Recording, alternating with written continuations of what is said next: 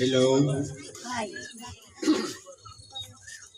Sa pangalan po ng dakilang Panginoong Jesucristo, isang mapagpalang gabi sa bawat isa. Ngayon po, nandito tayo sa bilang pagdamay sa ating kapatid na nagdadalamhati dahil ang kanilang magulang sa laman ay nagpahinga na ng buhay dito sa ibabaw ng sanlibutan.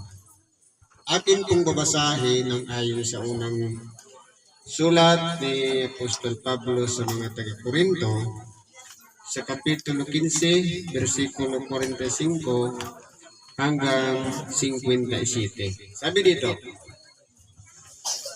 gayon din naman nasusulat, ang unang taong si Adam ay naging kaluluwang buhay. Ang huling Adam ay naging espiritong nagbibigay buhay. Ngayon, dito po, meron pong pagkakaiba yung tinatawag na dalawang Adam. Kasi po ang word na Adam, ang kahulugan po niyan, unang tao o nilikha ng Diyos sa makatuwid bagay lalaki. Ngayon, kung mapapansin natin dito, ang unang Adam, ito yung matagal na nating naririnig. Ang naging asawa niya, si Eva. Kumbaga, sila po ang unang tao na binigyan ng buhay mula sa labok, inanyuan, nilikha ng Diyos ayon sa kanyang wangis, ayon sa kanyang larawan at hiningahan ng hininga ng buhay at naging kaluluwang buhay.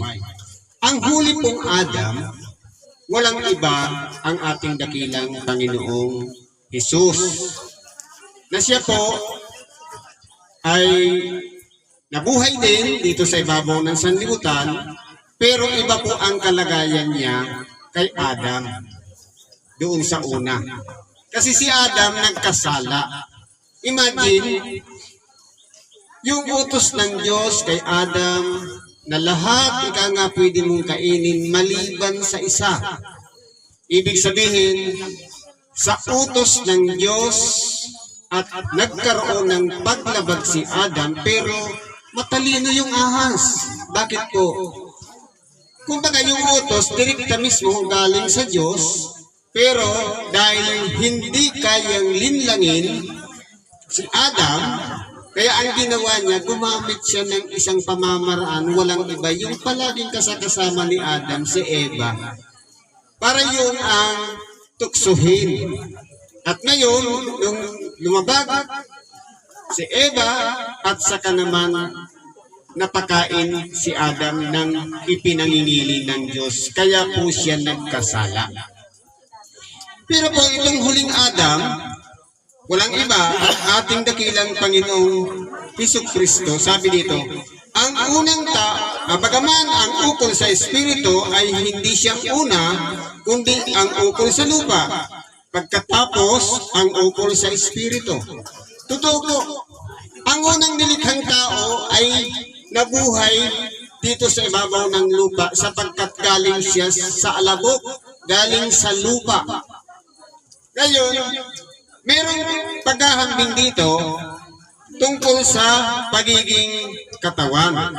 Ngayon, ang huling Adam, walang iba ang ukol sa Espiritu. Sabi nito, ang unang tao ay tagalupa na ukol sa lupa, ang ikalawang tao ay tagalangit. Sapagkat si Kristo ay nabuhay na bago pa likhain ang sanglibutan, bago pa likhain si Adam.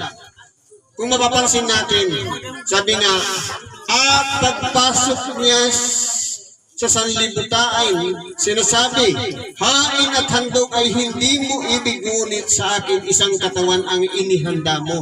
Sa makatuwid, ito yung magiging magulang niya, si Jose at si Maria, na siyang mag-aaruga at magpapalaki sa sanggol na walang iba ang ating dakilang Panginoong Jesucristo. Kaya siya po ay galing sa langit. at nagkatawang tao dito sa ibabaw ng lupa at nabuhay na isang tao at nakitulad sa atin.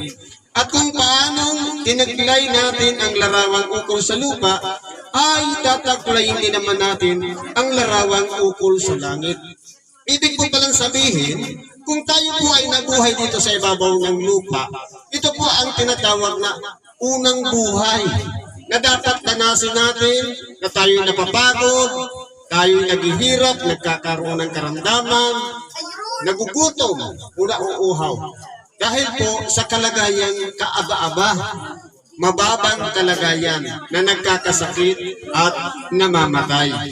Ngayon, pagdating po sa larawang, sa katawang ukol sa langit, darating po ang panahon na tayo po ay babaguhin sa makatuwi sa pagbabalik ng ating dakilang Panginoon.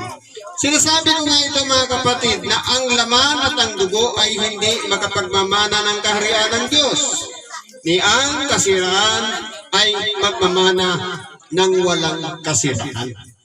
Totoo po, sapagkat ang buhay natin dito sa ibabaw ng sanglibutan may limitasyon, may hangganan. Dahil nga ang pagkakalikha ng Diyos sa tao ay may katapusan, meron po siyang inihanda na walang katapusan. Walang iba sa isang tunog ng pakakak, hindi mga uuna yung mga nangabubuhay sa ngayon doon sa mga nangamatay na. Halimbawa, palagay natin, yung kapatid natin ito sa laman, namatay na. Sa pagbabalik ng ating dakilang Panginoon, hindi dapat natin paniwalaan yung sinasabi na direksyon na siya sa langit pagkatapos ng kamatayan. Sapagkat mayroong tamang panahon na aantay pa siya sa pagbabalik ng ating dakilang Panginoon. Ang mangyayari niyan, yung mga nangamatay na, sila po ay muling bubuhayin. Sabi sa Ezekiel, ang mga buto sa libis ay kanilang pagdudugtong-dugtungin at magkakaroon ng litid. At sila'y babalutin ng laman at babalutin ng balat at sila'y muling hihingahan ng hininga ng buhay at sila'y mga bubuhay. At tayo naman na nabubuhay sa isang tunog ng pakakak, tayo ay babaguhin sa isang kisap mata. Sa makatuwid, itong katawan natin na to na may kamatayan ay babaguhin katulad din ng katawan ng ating dakilang Panginoon na isang niluwalhating katawan. Ibig sabihin, wala na siyang hangganan, wala nang kamatayan. Dahil po, mahal tayo ng Diyos. Siya po ay wala ring pasimula at walang hanggan. Lamang, ang tao ay may hangganan at may kamatayan, ang gagawin po niya, babaguhin niya po tayo para pare-parehas tayo, wala nang kamatayan. Kaya ibig sabihin, lahat tayo. Kaya kung tayo man po ay isang tao na nabuhay dito sa ibabaw ng lupa, pagkaiisipin po lagi natin, lahat tayo magtatamo ng buhay na walang hanggan. Lamang magkakaroon ng separation pagdating sa dulo. Kasi sa gumawa ng mga mabuti, walang iba, makakapiling tayo ng Diyos sa kanyang kaharian. At sa gumawa ng masama, nandoon naman sa paghihirap sa kaparusahan. Kaya palagi natin ipipreserve ang ating sarili, ipaghahanda natin na tayo'y targetin natin yung buhay na walang hanggan sa piling ng Diyos. Narito, sinasaysay ko sa inyo ang isang hiwaga. Hindi tayong lahat ay mga tutulog, ngunit tayong lahat ay babaguhin. Totoo po, babaguhin tayo, sabi dito, sa isang sandali, sa isang kisap mata. Ibig sabihin, tagpikit natin pagdilat, ganun kabilis, sa muling pagtunog ng pakakak, sapagkat tutunog ang pakakak, at ang mga patay ay mga bubuhay na magpuli ng walang kasiraan. Ibig sabihin, babaguhin po yung itong sisidlang lupa na to na ating tinitirhan dito sa ibabaw ng lupa. At tayo'y babaguhin. Magkakaroon po ng restructuring sa magiging katawan ng bawat isa sa atin. Sapagkat kinakalang itong may kasiraan ay magbihis ng walang kasiraan at itong may kamatayan ay magbihis ng walang kamatayan. Sa makatuwid, Kung tayo man po ay may limitasyon ang buhay dito sa ibabaw ng sanlibutan, kapag ito po ay binago ng Diyos, magkakaroon na po siya ng walang limitasyon. Unlimited na buhay.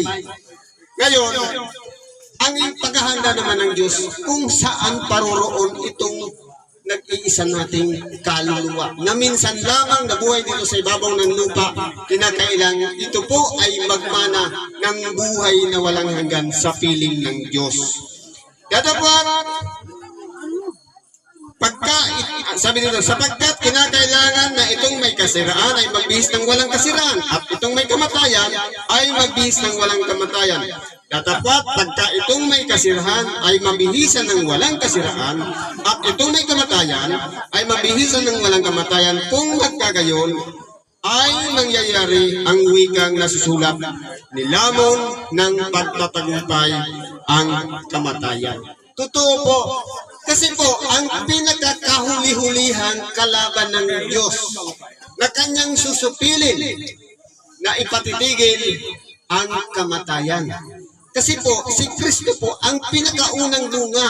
Nagtagumpay po siya. Nabuhay din siya katulad natin sa kalagayang tao at siya po ay pinagkalooban ng buhay. O pagbabago ng kanyang buhay.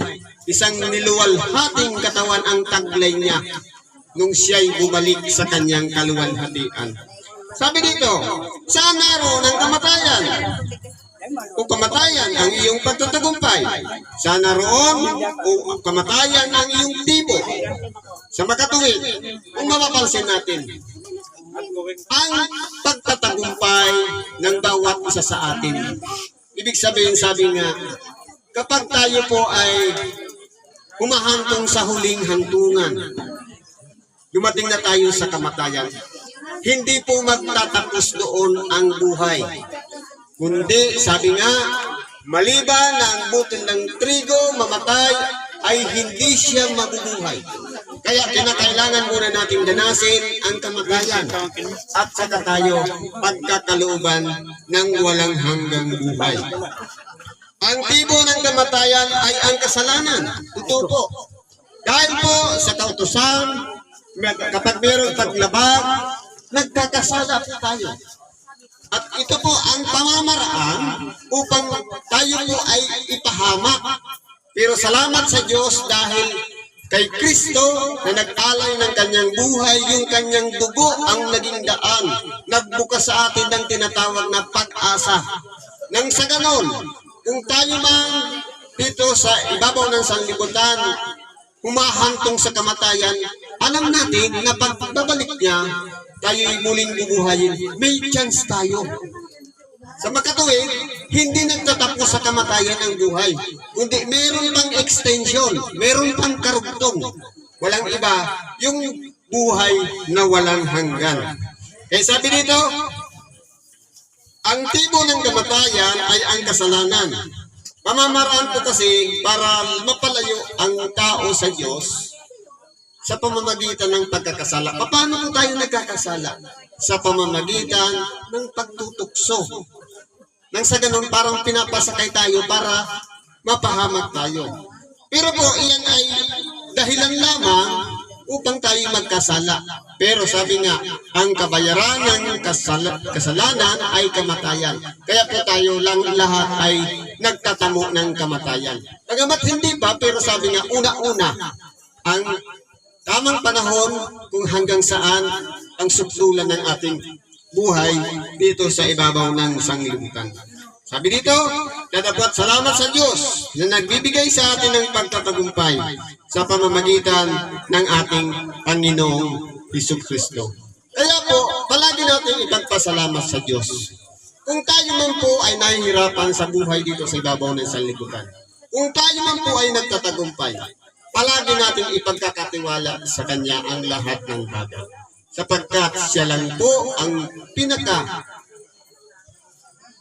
sabi nga, walang pangalan sa silong ng langit na sukat kapulutan ng kaligtasan, maliban lamang sa pangalan ng ating dakilang Panginoon. Kaya sa Kanya tayo magtiwala, sa Kanya tayo umasa, at sa Kanya tayo manampalataya sa pangalan lamang ng ating dakilang Panginoong Hesukristo. Salamat sa Diyos at isang mapagpalang gabi sa bawat isa.